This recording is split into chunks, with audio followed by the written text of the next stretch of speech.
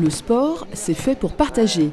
Vendredi 10 novembre, les collégiens de Doramar à Saint-Denis, un établissement situé à 2 pas du futur village des athlètes des Jeux Olympiques et Paralympiques de 2024, ont accueilli des jeunes sportifs handicapés de l'IEM Saint-Jean-de-Dieu et de l'école de basket fauteuil de Meaux.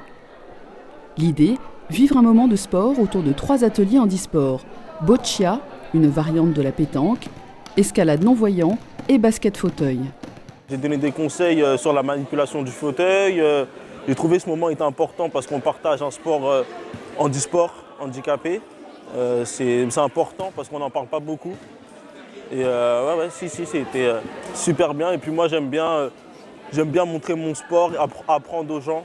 J'aime beaucoup. Moi j'ai fait 3 ans de basket, mais là je trouvais ça vraiment dur, c'était impressionnant. Je voyais ils avaient une telle facilité à pouvoir rouler avec les mains, alors que moi j'en ai fait un peu, j'avais mal au bras, mais ils m'ont dit qu'ils étaient habitués, que du basket reste du basket, donc qu'on soit sur pied ou sur fauteuil. Si je ne les aurais pas connus comme ça, j'aurais eu un peu d'empathie pour eux, mais là franchement on se cassait pas la tête, fauteuil ou pas, on rigolait. C'est comme s'ils n'avaient pas de fauteuil et je trouvais ça vraiment bien.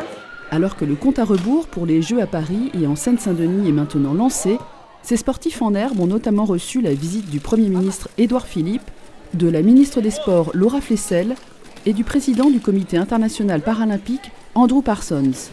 Amélioration de l'accessibilité des équipements publics, changement de regard sur le handicap. Les Jeux paralympiques en 2024 sont une opportunité pour avancer sur ces questions. Politiques et athlètes paralympiques, présents en nombre vendredi, semblaient se rejoindre là-dessus.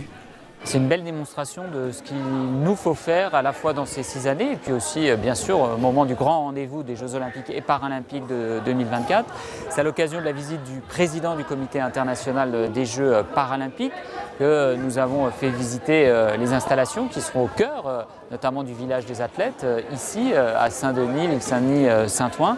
Et puis c'est tellement un message puissant pour la société française, pour nous en Seine-Saint-Denis, de favoriser l'inclusion, le partage, la solidarité, quelle que soit sa situation, quel que soit son état physique, sa validité, sa capacité justement à faire du sport, adapté ou pas. Et donc vraiment c'est un bon moment et surtout qu'on doit développer. C'est vraiment un outil pédagogique qu'on peut utiliser tout simplement pour faire connaître le handisport et plus largement pour habituer les jeunes à la situation de handicap.